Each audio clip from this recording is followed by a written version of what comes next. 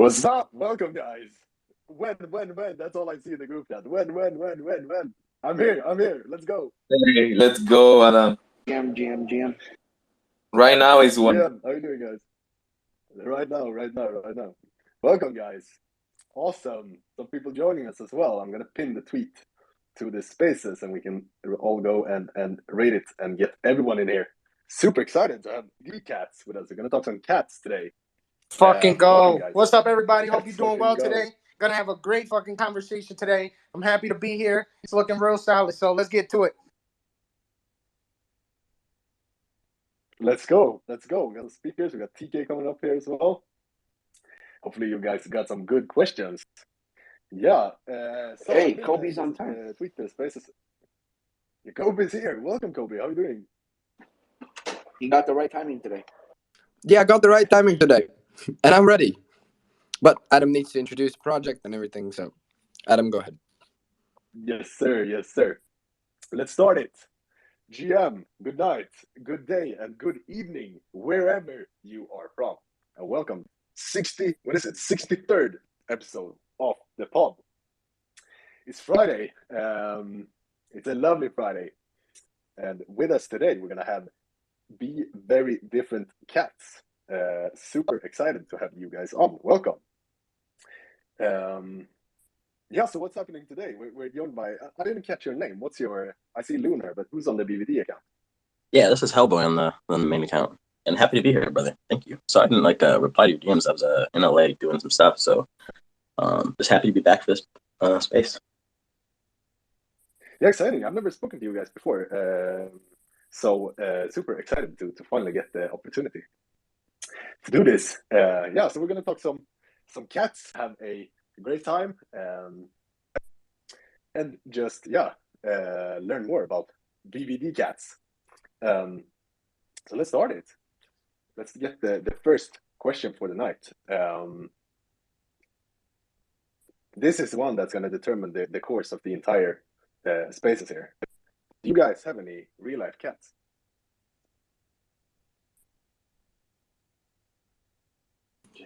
I had one, but I sold it. That's good, Kobe. That was meant for BVDCAT and Lunar. Guys, do you have any cats? Do we own IRL cats or bad cats? Because the answer is IRL cats. Yeah, of course. I've got 2 cats and myself. Ooh, that's good. Awesome. Yeah, that was a good way to start, I think. But let's get to the project as well. I don't have any real life cats. I have a dog though. I'm more of a dog guy, but hopefully you guys can convert me today. All right. So I've been seeing bad cats. Like, I've been seeing you guys everywhere. Why is there bad cats all over my Twitter feed when I wake up in the morning? I'm sorry, I like that, brother. Could you repeat that? I think it's the simple answer is we fucking bad. We bad, baby. I know Hellboy's gonna answer it technically and stuff, but he asked why bad cat. He said he's been seeing them all over the timeline. We too loud, we too motivated to just keep pushing the message forward, and the community kind of helps with that, and they amplify the fucking movement. So that's why we here and we're not going away. And it's hard as fuck to ignore something like that when everybody's pushing it forward for sure. Yeah, absolutely. And just to touch on that, I think there's something to be said about the uniqueness of our project, not just in what we're delivering tech wise and what we plan to do, but kind of the history of it, right? You got a lot of projects that, I'm not going to say shit, but, nothing is genuine. Like a lot of shit is artificial. A lot of shit is inside. A lot of stuff is connected to connected person. And what Bad Cat really is just for the holders, by the holders. We derugged this thing. We grinded it out. There were no shortcuts, no special pumps, no sweeping, no self-sweeping. Everything we've done from the engagement we've gotten to where we are now to what we're building has been done through genuine hard work and no shortcuts. And people see that because we're transparent. And not only that, we're keen on working really, really hard and making sure people understand how we're working, why we're working, what the things we're doing are going to do in the future, so that people feel confident and have trust in us. So I think combining all of that, just being present, being transparent, and trying to do something different, always aiming to do something different. That's why everybody wants to be a part of it.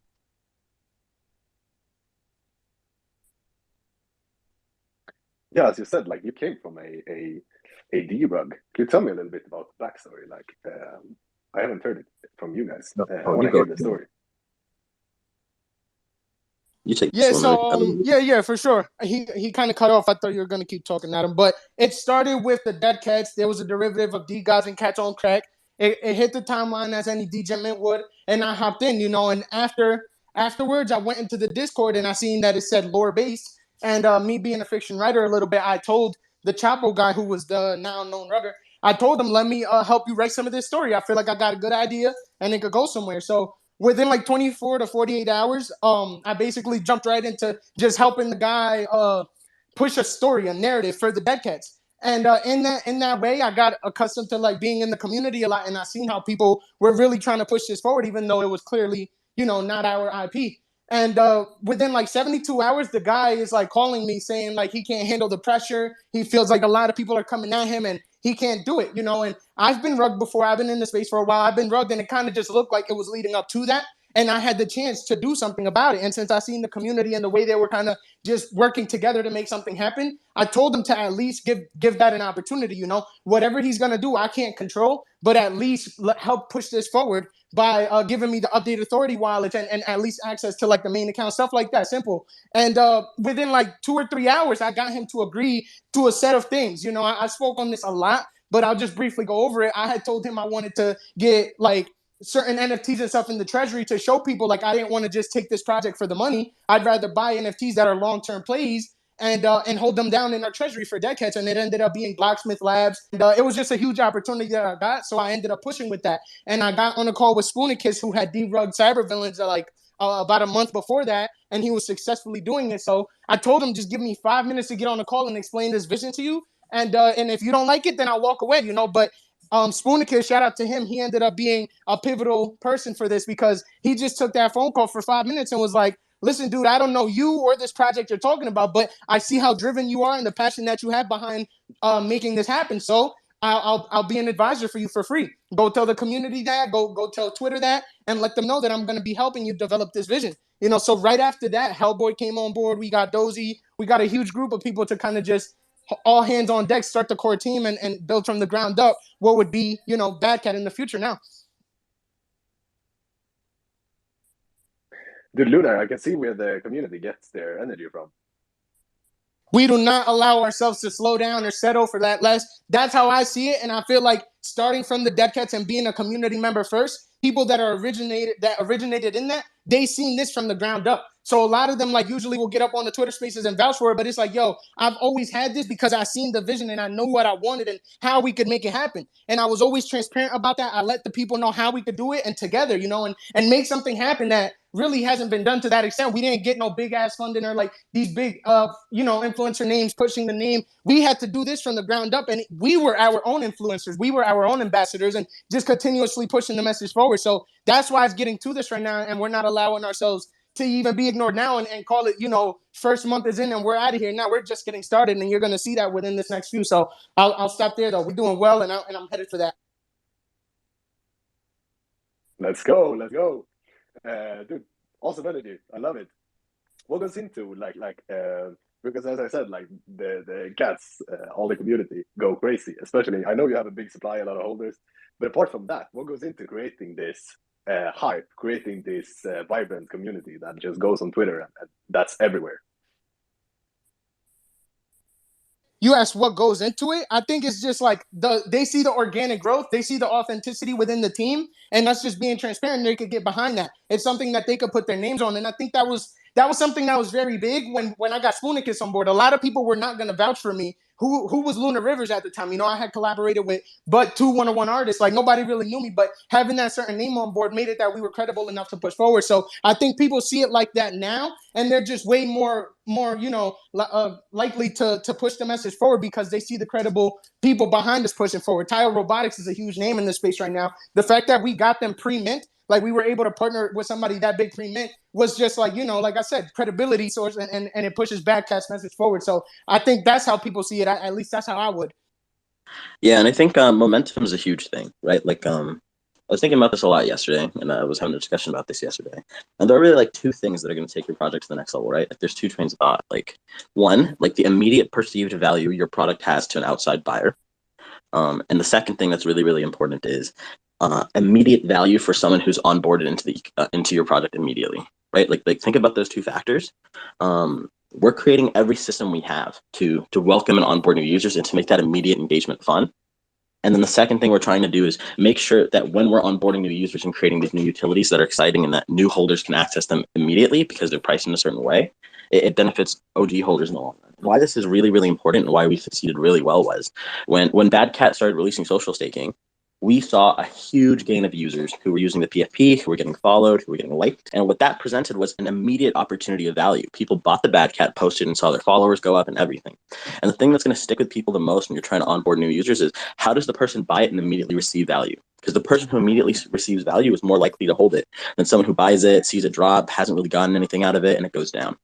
So one reason why we really had this big takeover was building momentum correctly. Like making sure there was enough content to drop in a short period that people were always talking, and getting people incentivized to talk immediately with the content we create. So having that angle and being aware of what really moves the needle and what really excites people, that allows us to plan and drop content in a way that isn't just like, oh, hey, announcement tomorrow. It's like if you waste that announcement, you're wasting pressure that pushes you to the top of the list. So you need a content strategy, everything, and build everything in a way and structure the release of everything in a way where everything you do is hard hitting. And it allows for not only OG holders to get excited, but for new holders to get in and immediately be onboarded to something cool. Awesome. I see Victoria. Do you have a question?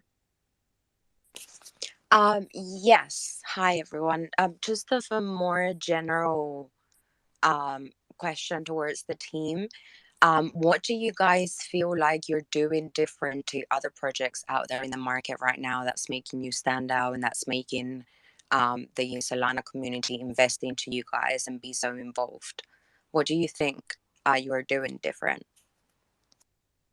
Yeah, I think there are a few things. And it's weird to say doing different because when I think of the actual tasks we're doing, like really there's nothing too different. But I think what makes us different is the approach that we've had to this whole scenario. Like being a project that can in the first week reach outside of its roadmap and put something out there that catapults us to number 2 across both chains and reach. Social staking wasn't a part of our original roadmap. And we just dynamically thought that it was a great opportunity to pull that out and release it. And so we whipped it up in 8 days. I think that's really special is that our roadmap is super typical. It's a way of fleshing out the backbone of an ecosystem for something much bigger. And all of those bigger tools that play a part in it are very unique. Nothing we design or try to implement design-wise as far as tech is as basic as it is, right? Like our trait swapper, there's a lot of trait swappers, but the back end of it is very complex and unique in the way it interacts with things. It's not pulling from IPFSs. Our social staking is very, very unique in the data sets and manual data sets they give us in the back end from something like NFT Inspector Flex to earn, and everything pieces into each other to make sense, like the 2 layers of staking, the way we release the content together. So I would say what really, really makes us different is the approach we have to stop making new content, or even if we have to release already existing ideas, finding our spin or a way of repurposing them with our own developers and tech to make them unique again, or at least unique in the way they interact in our ecosystem. And then also, I wouldn't say this is so different because there are a lot of founders doing this now, but just the presence we have as a team. We don't really take long breaks. We're always there communicating. Like I can safely say from like grinding this out since April 21st, nobody in our community thinks we're going to rug, because we're not. And everyone knows that, like deep in their heart, everybody knows that this is like something that will go the distance because we've proved that time and time again. Whatever adversity, whatever cost, we've proved that we're going to push forward and make this thing worthwhile. So I think having that surety that not only is this team busting its ass, it's trying to create innovative stuff and it's got a lot of cosigns. We're transparent as fuck, and we just want everybody to feel comfortable on this journey of us trying to build the next wave of shit.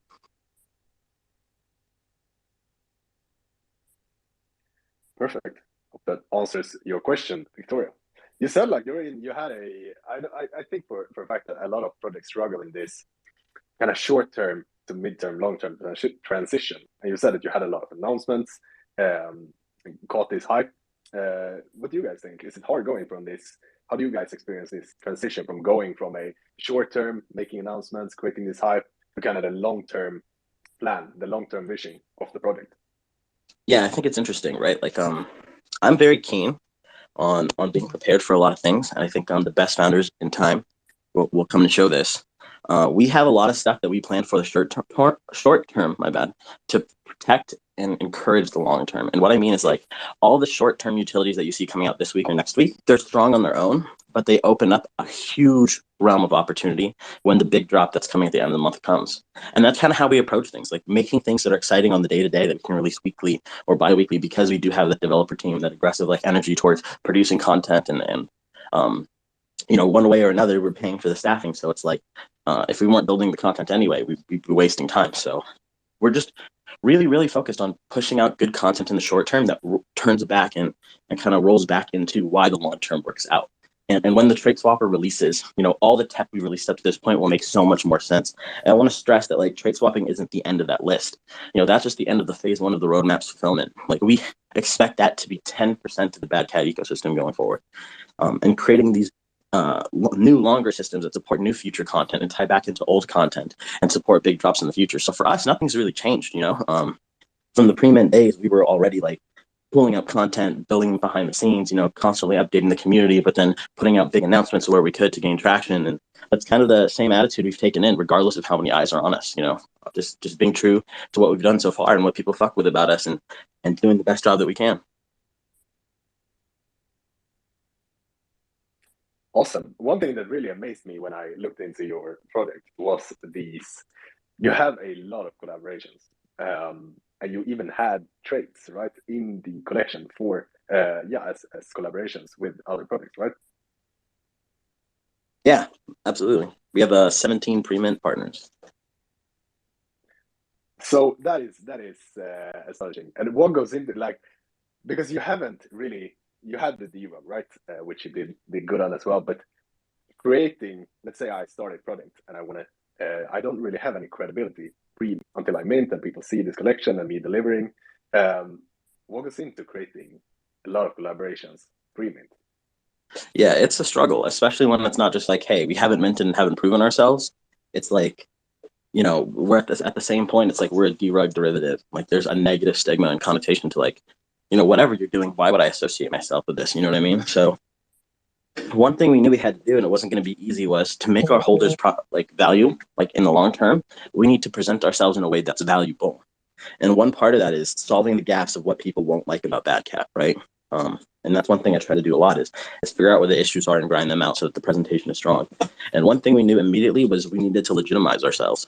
Like we had a lot to prove, and you know, going into a mint, we were asking people for money and to show that we were capable of building, connecting, grinding the shit out beforehand so that people felt good about it. And so we wanted to grind out those partners to legitimize us. And part of that process was really just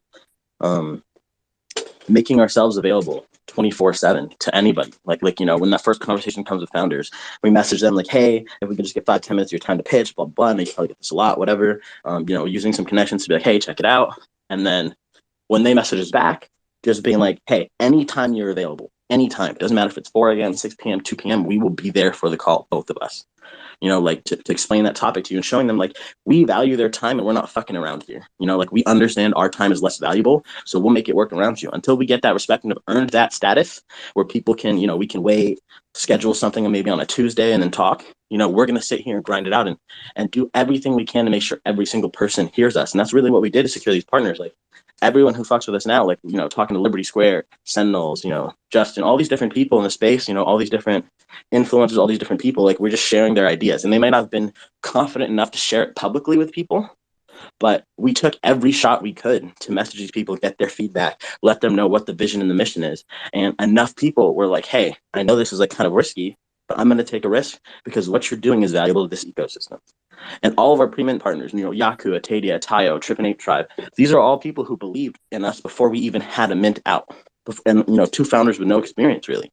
So it's like being able to create a presentation with transparency, preparing the white paper, preparing everything, and just giving them the details of how dedicated, how long we've been doing this, and how, you know, legitimate our ability to deliver this vision is based on the, you know, the information that we can provide them. That stuff really paved the way for us to establish these strong connections. And at the end of the day, I say this every time. If you're genuinely trying to do something valuable for your holders and you're fucking putting your head down and you're grinding it out day after day, 20 hours a day, week after week for months, regardless of what people feel about you, regardless of what people say, regardless of your visibility, like that will pay off in this space. People are going to notice and be like, fuck it, I'll take a chance on them. And if you prove them right, it only keeps proving you right and it spreads to everybody. So, you know, that's all I have to say, really. That's cool. So like you said, you didn't have the experience previously. So you were telling me that this was many. Because the first thing that came to my mind when I saw these collaborations and stuff was that these guys are well connected. Like even prior to me, these guys knew everyone in this space. But it was more like cold calling. Yeah, absolutely. I would say when we went into this, like literally nobody in the space really knew us. Nobody cared about us. Nobody liked us. We had zero connections. Just two fucking guys who said, "Hey, we're gonna debug a project." Got like two other guys who were like, "Hey, this is the fucking dream team. No matter what, we're gonna do it." And it was just like, we definitely had like friends in the server along the way, like holders in the server who were like, "Hey, I'll try to connect you to this project. I'll try to connect you to this project." One of our new core members, Bluey, he was the one who linked us with Trip and Ape Tribe, and kind of like he's been working with them for a while and put his neck on the line, saying like, "Hey, these guys are doing something really special," and they're not a project that really branches out their IP much. So, just like being open to allowing everybody to contribute to what makes this what this is. That's BVDCAT. That's a fucking community who brought this to life. From the art, the vision, the direction, to the partnerships, to the movement. Like none of this exists without the holders, and that's really what this is all about. Like us building that connection base from within, from like our representative community that makes people think we're valuable, and also our holders who have connections in communities that can get us that first call and let us do the rest. Awesome. Yeah, very. Hopefully, you guys, some of the listeners here, me as well, get inspired by this because, yeah, as I said, my first thought was these guys knew everyone in but as you said, this was on a blank paper. TK, what's up, brother? What's up, my dude? So, question for you guys. So now that you guys are minted, and you said you had like 17 or so partners. So when you partner up with more people, are those traits going to be added somehow, or what is the plan for future NFTs with future partners? Yeah, so cool thing right now is we have two upcoming partnership collections. The first one is the ABC Trait Partnership Collection. So basically what that is the partnership collection with all the ABC sub-DAOs with official ports from ABC, Paperhands, HG, etc. And the way we plan to go about that is, our trait swapper has the ability to swap traits on and off with our color linked logic and dynamic royalties. So this allows us to offer our utility regardless of whether people swap it on and off the NFT, because it keeps the dynamic royalty line. So for future partnerships that we release in partnership traits, they'll be distributed in a various amount of ways. One of those ways coming out very soon is Bad Market, which is a traditional storefront / marketplace type offering where you can buy it rep first come first serve, auction for special editions of traits, auction for different traits to give you whitelist, et cetera, or different utility partners. And the second way is our kind of animated toy machine, wherein you'll be able to put rep and get some of the more exclusive partnership traits as well as random various things. So the ABC Collections traits are going to have a very special utility, and that'll be revealed probably the day after DGen NFT. Basically, what you'll be able to do is you'll be able to spend rep, use this animated machine, get an ABC trait, swap it onto your BVDCAT with our trait swapper, and benefit from that added utility. So all partners we have going forward, we're keen on making sure that the brand stays strong and that we don't do a disservice to our previous partners with the people we bring on, taking the due diligence to make sure they're strong products, strong communities that are tried and tested. But pretty much all future partnership traits will, for the most part, have a utility attached to it, since we're keen on making sure the dilution of the traits doesn't get out of hand and keeping an inherent value attached to them. But you'll be able to spend rep or buy them off secondary.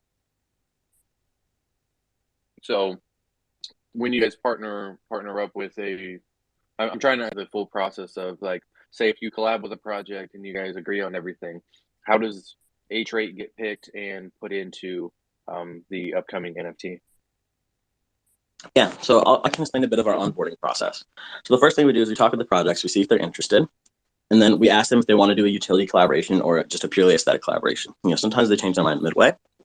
Once they decide, we talk about the logistics, and we immediately, for no cost, get them mocked up by our artists. Our artists make some mock-ups of ideas that are iconic to their community. We kind of settle and finish on a design. Once they're happy, we move on to the utility stage. We talk about if there's any utility they want to add. If the project wants to add utility, like most do, we figure out how the implementation of that utility would work. Is it feasible? Can our devs create it?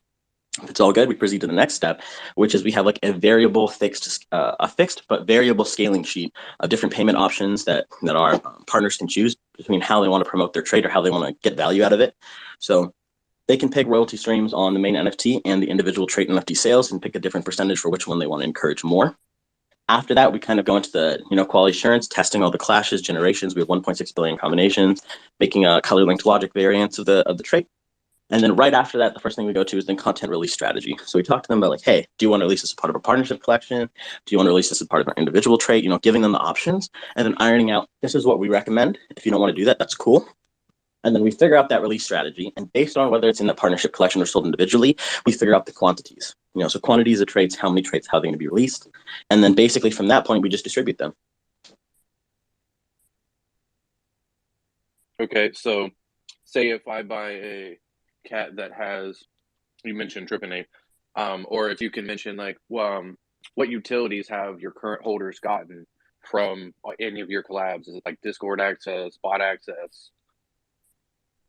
Yeah, absolutely. So there's like, I believe there are 7 premium partners. The Dino Head from Jelly Esports gives you access to the Dino Head DAO and their Alpha Bot tools. The Broccoli DAO bot gives you access to the top 4 broccoli callers on the Broccoli bot. The Trip and 8 tribe has 3 that do different things. So one gives you access to their whitelist giveaways. One gives you access to their alpha channel and chats. One gives you access to their expensive poker night chats and regular chats.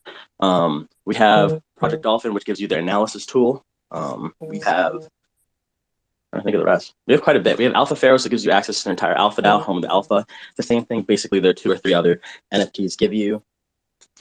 And then we have the Parrot Tools shoulder, which gives you access to the Parrot Tools module.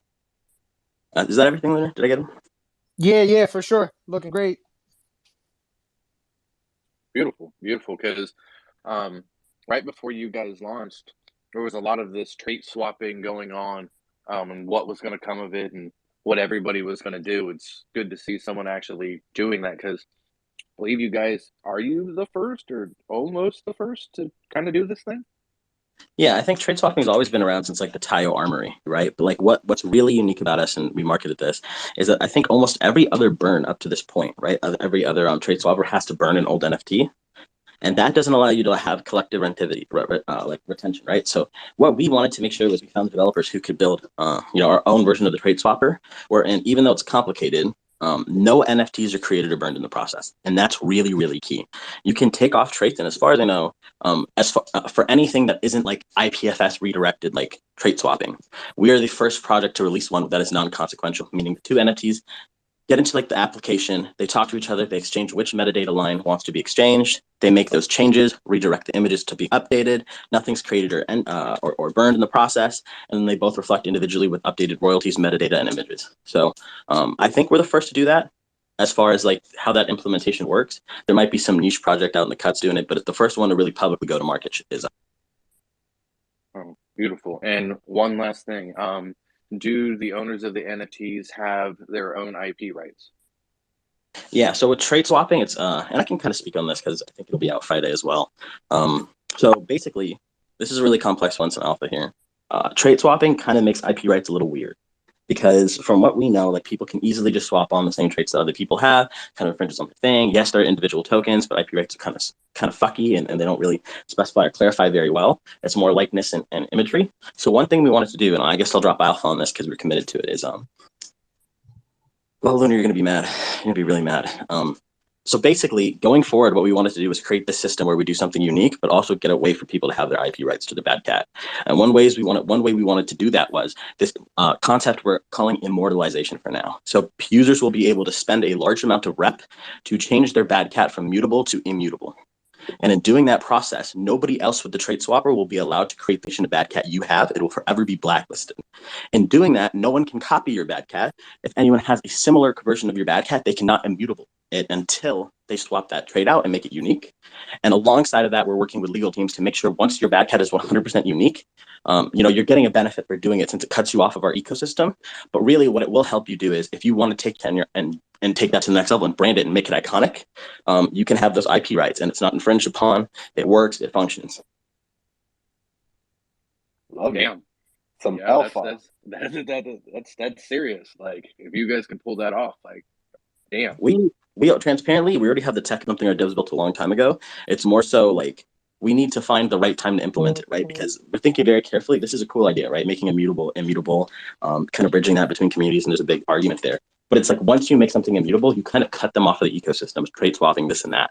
So we're very keen on like why I say trade swapping is 10% of the equation, is we developing content so when we get to that point that people who do that are taken care of alongside the mutable holders. So we could drop this tomorrow, but it wouldn't make sense. So I expect, I don't know if other projects will go back and see this. I'm sure when they see us talking about this on the podcast, it'll spark some conversation.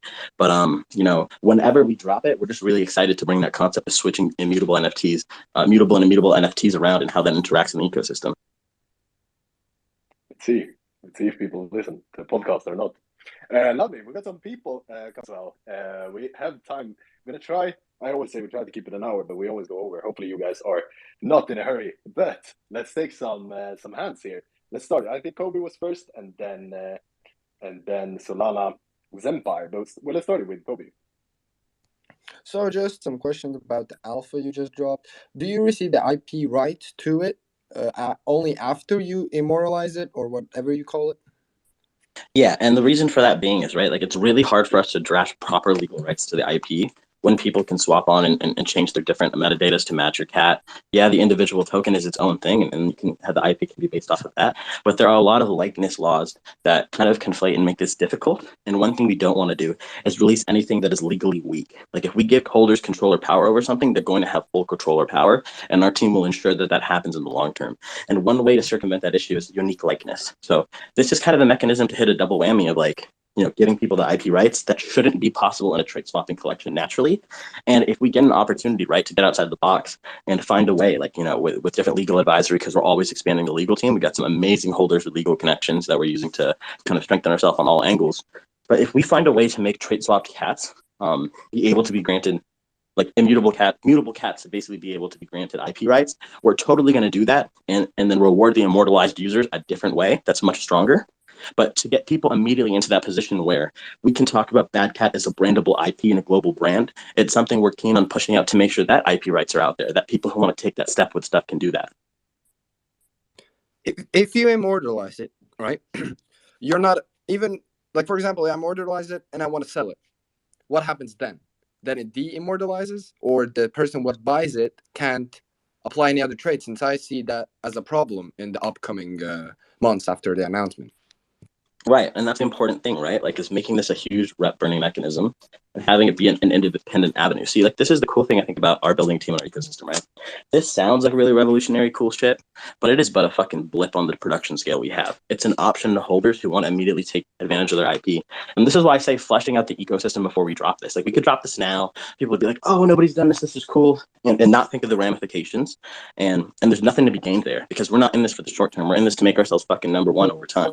So the real key thing is by the time that option for immortalization happens, because we're thinking about it now, there will be plenty of ways for the immutable users to interact with content than the mutable users. I look at immortalization as the end game of trait swapping. You found your forever cat. You want to rock it till the day you die. You want IP rights. You want to like use it to take it further and lore and brand it out. So you take that step. And if you're not ready for that, you can keep getting new swappable content, new stuff. You know what I mean? And not everybody has to like have all their cats immortalized. You can have one that's like your forever cat, do that, and then still engage in the ecosystem with the rest of the stuff you have. Like we're always looking at our holder counts, and the average is 3 with very minimal single NFT holders. So when this drops, it should be positioned in a way where most users are not excluded from the user experience, feeling that pressure of should I do this, shouldn't I do this? But just on top of that, making sure the next phase of what we're doing, which I don't want to leak, is something that works on all angles for all users. Yes, but if I sell an immortalized one, right, does it become de-immortalized because maybe that person wants to change its traits? No. And that's the important thing too, is like when you make an NFT immutable, there's very little we can do to interact with it, right? Like we can reward it, we can reference to it, we can redirect to it, but there's very little we can do to alter it or revert that process. So it will be incredibly expensive. And I do imagine it kind of like in a way where we're creating an inherent incentive for people to buy the immortalized cat because it gives you I don't want to leak the details. It has a benefit over traditional cats just to make it valuable because we know burning a shit ton of rep and your selling proposition from 99% of users is not worth the IP rights.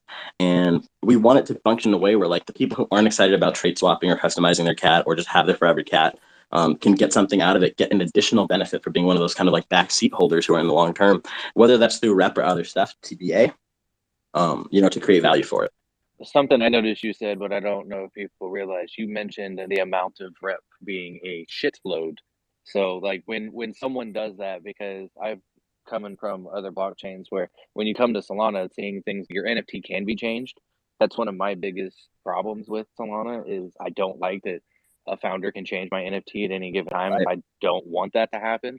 And the fact that you guys are making it that way, I don't foresee it being an issue, especially with the amount of rep you've referred to, that when the person does that, they because I imagine you guys are the rep's gonna be on all the exchanges and everything, that it'll have a significant value enough that once it's done, like you're not like if the person sells that, they're gonna get a good amount for that, or they're just not gonna get rid of it. Like once it's been changed, that's how I Right. perceive it. Absolutely. Yeah.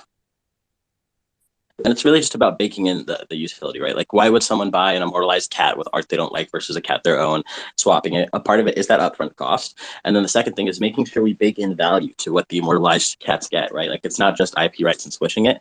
There's going to be a suite of options. It's like dead goddings to DDoDs, like you get a use. There's going to be privileges and benefits to taking that commitment, or diversifying the cats in your wallet and immortalizing one, keeping the rest, gamifying that aspect of collection and collectivity. So, I wish I could share more to reassure you. My bad. But, I hope, the future is something you're excited for, because we've got a lot of stuff going on behind the scenes. Love it. We really dove into this hole right there, but I love it. Great discussion. Yeah, I love it, brother. I love that question. So thank you. Like, genuinely. Let's get to Solana's empire. You have had that arm is getting tired at this point. Let's get to the question. Feel free. What's up, guys? Yeah, I had 2 questions. One's a simple question. I just got a part of the community. I bought this towel helmet. I pinned it up to the top. I just wanted to know, because I heard there was like a Tayo DAO. I just wanted to know about that, because you didn't mention that one. People were telling me there was. I didn't know about it. And then my second question is, with the there's a lot of art upgrades, and I like the art upgrades and everything, but there's some people who they just like the OG art, or they just want they don't want to upgrade nothing, they just want to keep it the same. So what would you say to the people, because I know everyone trying to make them go to the next step, next art, but there's some people in the community I am right now, and that they like just the OG art, and there are people who just rock the OG lizards, or the OG cats, or whatever, what are you gonna say to those people who they don't want to change, Right, yeah, and I think that's the benefit of not doing this committed art upgrade process, right? Like, you want ideally everything user experience wise to be interpreted where every user in your system who has a differing opinion can enjoy the content being released from a different angle, right? So you have, in my eyes, I see 4 people, right? Like the hype-based investor who's community focused and likes momentum. You have backseat investors who like long-term propositions, stacking the token, accumulating dips. You have people who are going to be flipping that could be converted, and then you have people who are reluctant holders in the long term who are kind of fighting you, but they want their bags to go up and believe in it in the short term. And everything you release has to kind of combat those factors and kind of stop those issues. So for me, one of the things that we did to circumvent that, and it kind of feels like I've seen the conversation you're talking about with Enlightened Cats. For the record, I fuck with that idea so much. But I know a lot of people think the art is too busy. And that's why I think trait swapping really comes in unique. It gives us 2 ways of providing value to the holder. One, you want to keep the base art? Cool. You can swap other parts of the base art onto your cat. So you could make a cat with just the OG collection set, and it's identifiable, it's obvious, it's iconic. That second way is, as we expand these concepts, you'll be able to design your cat in all these different types of ways. With say you're a Bad Cat ABC holder and you want it to look kind of childish, you'll be able to do that. And if you just like the OG art, you'll be able to do that. But also realizing that when you make trait swapping, the flaw is that aesthetic value doesn't have value on Solana, right? Solana is a utility chain by nature. So what we wanted to do was make it in a way where there were these 2 things. You could get these cool aesthetics, equip them on your NFT, or you can get these aesthetics that also have a utility attached and provide value to you. So if you're not somebody who's in aesthetics collecting those things, it's our hope that basically you'll be able to access these utilities that are gated behind 4, 5, 6, 7 sold projects and utilize them for just a bit of rep that you got from staking natively due to our ability to partner and give dynamic royalties to people. So I hope that answers your question, brother. What about the DAO, the Tayo DAO? Oh, yeah. Yeah, I forgot about that. So yeah, Tire Robotics was an aesthetic collab. They gave us the approval to use their IP and everything like that. But a lot of the Tire Robotics Bad Cat actually started the Kitty Bod DAO, is what they call it, and it's a sub DAO community where Tayo Bad Cat helmet holders can get access to. We have a few other sub communities too. Iced Out, which is the Iced Out for Bad Ghost DAO, Fishbowl DAO. But the 2 ones right now really pushing it at the top are the Tire Robotics Bad Cat DAO, which is Kitty Bot, and Iced Out, which has been getting fire whitelists for the DAO. So. Yep, thank you, man. Super bullish. That's why I bought this towel yesterday. This will be my forever cat, so I'm gonna keep this one. Might try to get a couple more. This is my only one I got right now, but super bullish. And thank you for answering my questions, bro. Gonna really look into your project a lot more. Fudded you a little bit, not fudded you, but didn't look at your project at first because it was just a lot of cats and apes at the time. So I was just like, oh, another cat. You know what I mean? But Bro, they you did guys, launch when there was like 17 other cat bro, launches at the same time. exactly, bro. For So I real. was just Can I like, say I didn't though? know which cat to go for. So, but Right, I good shit, didn't bro. either. You guys are grinding fire art. I fuck with you guys heavy, bro. Super bullish. Thank you, Kobe. I appreciate you, bro. And it's I don't mind if people fade us at the start because like people have lives. They don't always get the full picture of things. Like the market gets congested. There's other things around.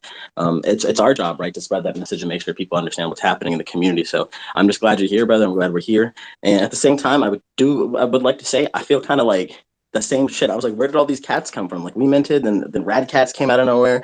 Then don't fuck with felines came out of nowhere. I was like, what the hell? Like what? So I feel you. I would have guys done the same started the thing. cat meta, man. You started the cat meta. I don't know what that shit was. Yeah, thank you, Solana Senpai, for the great questions. We're gonna get to you as well, Kobe. I just want to ask Lunar before we move on here. How are you feeling hearing all this getting dropped live on a recorded space? You cut Sorry, off could on you? my side, my G. I didn't hear you. I was asking Lunar how he's feeling hearing everything of this getting dropped. You said how I'm feeling after post mint. No, of all this alpha being dropped right in front of you. Like, we saw you crying and then giving the thumbs down when he was talking. So, Oh, is that's there because anything? this motherfucker Hellboy don't see the record button up there. I'm like, bro, chill. That is way too much alpha. And also, I love Hellboy and shit, but you had to say this beforehand too. It's all speculation right now. It's not nothing that's solid. So we're just looking at all Nah, bro, options. nah, man. He didn't say speculation. There Nah, wasn't nah, nah, speculation. nah, That was Lunar. straight Man, alpha. I don't know if you were at the dead meeting yesterday, like the day before yesterday, for preparing for the Mark C podcast, but like we were committed now, brother. Like we're doing this shit. You're the one who came up with this fucking idea for mutable and I mutable, and you were like, I know. and it's amazing, dude. I think it's sick. Nobody's done it really. It's a way to get people who hate mutable NFTs into our ecosystem, and also show people like we're willing to give full control of everything over to the user. Like ultimately, that's the job. You bought this thing. You bought this product, mutable and mutable. You should have control over what you can't do with it. What other people can't do with it. It's yours, and empowering you to do that in any way. That's our goal. Okay, so I say that all the damn time. What got you guys on that train and wanting to do that for a project? I just think time, like experience, right? Like one thing we did was I worked with all the ABC sub DAOs and I learned a lot of shit, right? Like when I do a partnership with a project, I'm not just trying to get their IP. That's why we're building this special utility for ABC.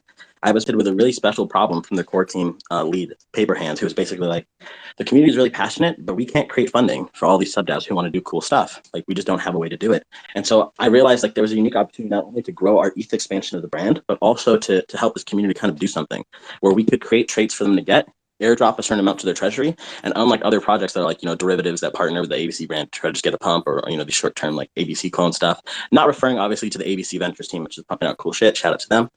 But, like we wanted to make sure it wasn't parasitic. And so working with those sub DAOs, I learned a lot of shit, not just about like, decentralization, but user control, like in every aspect of things, empowering the users to be their own people. And what I realized was holders are a lot more active and involved and strong than you think. You have a wide range of them, but individually, they're people who are moved to act, on behalf of their bags and behalf of the things they believe in. So just through that experience of seeing the unique problems presented, talking with different people about mutability and mutability, what the processes are, and just being inspired by the fact that there are people who are passionate about that subject in the space, and we could wash over it since it's one of our weaknesses being a trait swapping mutable project. But we don't take the easy way out. And what we see is an opportunity to address those people, what they believe in, what they're passionate about, and bring that to life within our ecosystem any way we can.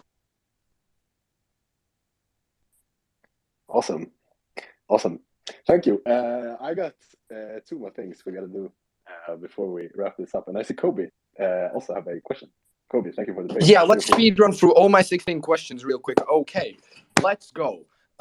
Would the trade swapper, trade market, and if it works, of course, the immortalization opportunity be offered as an SaaS for other projects? Yeah. Everything we design is going to be designed That's SaaS. good. If we are on a roll of giving alpha, could you give us some alpha on BVD market? Yeah, it'll be out pretty soon. We're Honestly, like it's built. We just want to release more content for it. Like we have one-on-one artists, we have all this different stuff coming out for it, and we just want to make sure there's enough content for everybody to get something. You know, it has to be limited supply enough that we're not doing traits, but making it cool in a way where there's enough variety for everyone to pick stuff. So Bad Market will be out very, very soon. We're probably gonna have like our last production meeting about it today, and then work out the final logistics for the next 2 days. So be excited for that. Pretty much everything in the roadmap we're trying to finish up before the end of October. So end of October is pretty much the end of P1. You should have full suite of access to everything. And then by the time we go into the next month, that'll be phase 2 for us to do shit nobody has any idea we're even building. So. Okay, thank you. Very, very good answer. Second question: do you tend to keep only this one collection or release sub-collection of this NFT? Yeah, I kind of view our traits as like sub-collections with how much time and effort goes into them and adding the utilities. But that's always something, you know, we started this project with a very modest raise, like 5,000 NFTs for sale at basically 1.1 SOL average, a total raise of like 230,000, I think, at the time, and everyone on the team, including the developers or artists, everyone agreed to take a huge pay cut. And one thing that's amazing about our team is like we pay all our stuff up front, so we're actually, as far as the treasury goes, like $90,000 in the positive since we haven't paid for any of the tech we developed on the persistent royalties of the contract that we have. So it's, how do I put it?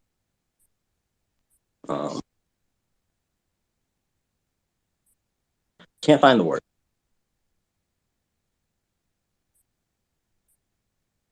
But what's it called? The capital, the capital that we have should be able to fulfill out all of P1, P2. I don't know why I couldn't think of that word. It's totally blanking. And before we do any kind of a Gen 2 second collection, sub collection, there needs to be a clearly definable outline to where the value proposition of asking people in our ecosystem to give us more money is. It's never going to be something we do just to get funding to make shit easier. We derugged this project for 4 months, like off the back of our hard work and no pay alone. And we were very clear that before we ask anybody for money, you know, being an unproven, untried team, we make sure there's clearly value presented. So it's in our minds, right? Like, what could we do if we did a Gen 2 and injected all that capital back in a bad cat? There's a lot of potential for expansion there, but it's not something we just want to rush into. You know, we're going to keep building out what we have, think about expansion plans, how much team would be brought on, how much production loss comes from that. Is that viable? Can we manage and keep the quality assurance that we have up while expanding the team into different divisions? But when that time comes, we're definitely going to be willing to explore it when we can clearly provide value before the mint even comes. Amazing. Talking about SaaS again, basically, as you stated in the white paper, SaaS is meant, the profits from SaaS are meant to basically stabilize the rep token.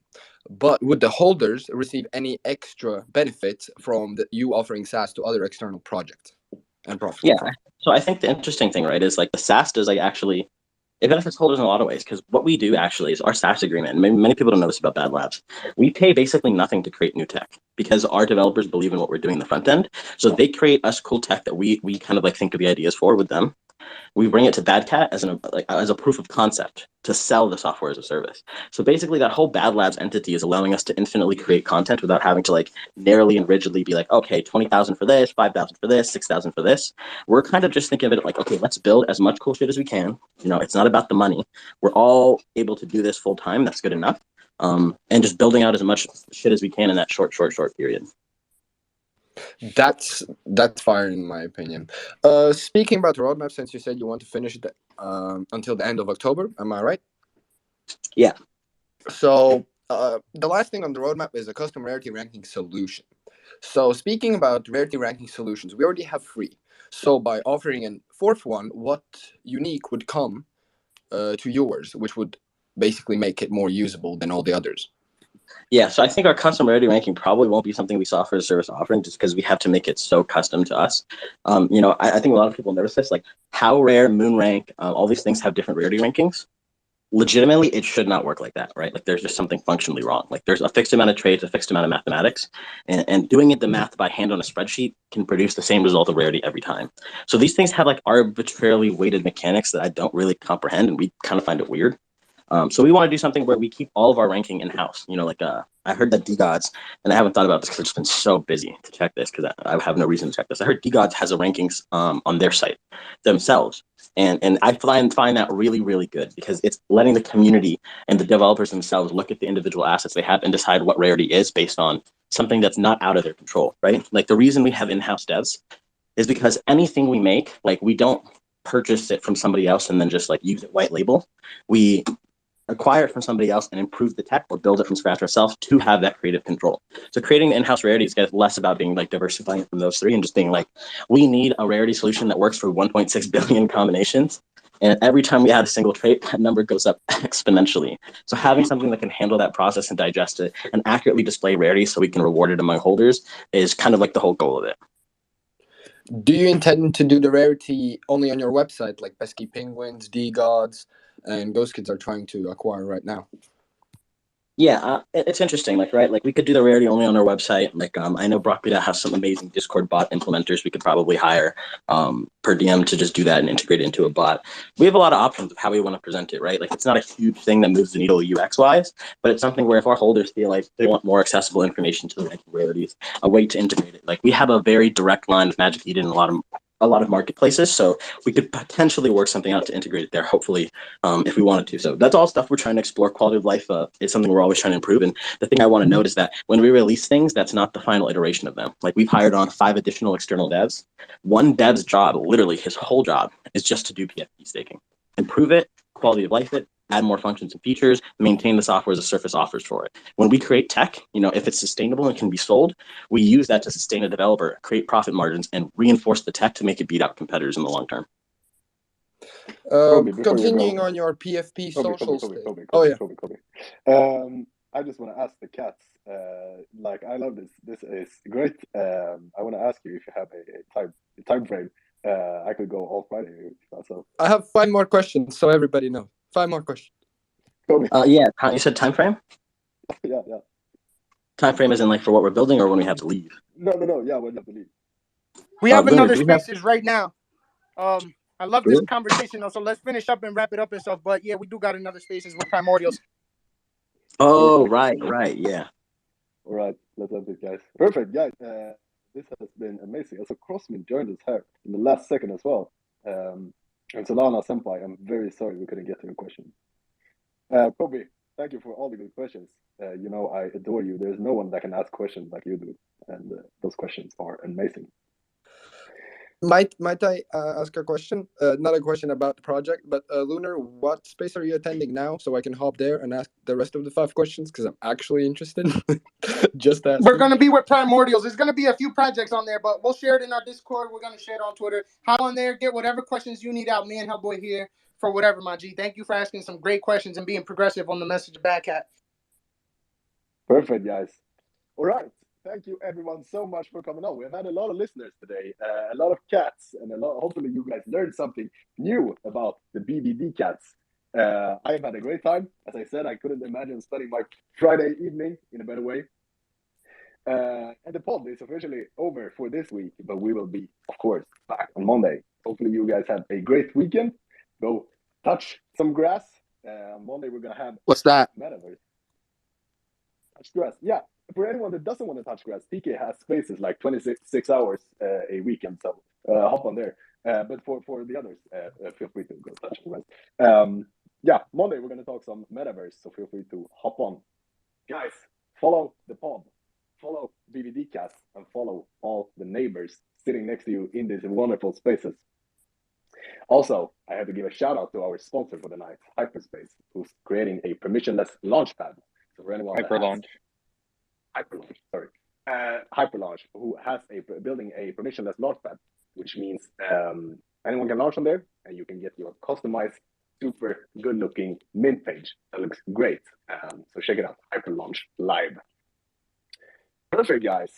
Thank you so much again for today, and until next time, peace. Peace, and I'm DMing you, Hellboy and Lunar. Follow me.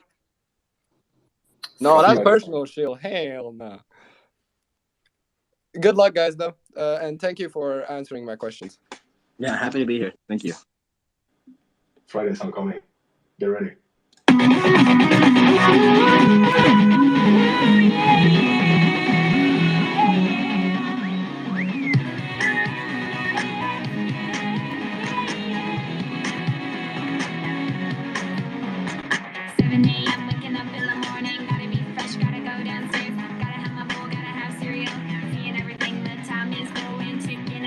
Everybody's rushing, gotta get down to the bus stop.